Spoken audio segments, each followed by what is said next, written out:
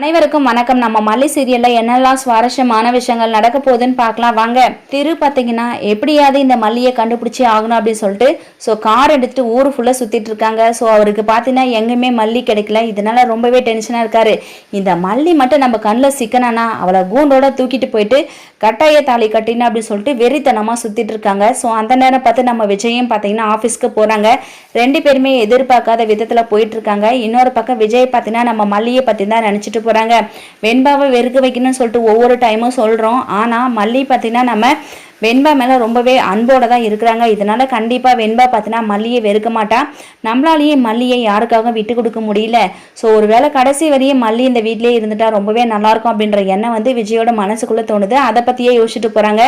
திரு விஜய் இவங்க ரெண்டு பேருமே எதிர்பார்க்காத விதத்தில் ஒருத்தர் மோதிக்கிறாங்க காரில். இதனால் நம்ம விஜய்க்கு ரொம்பவே அடிபட்டுருது.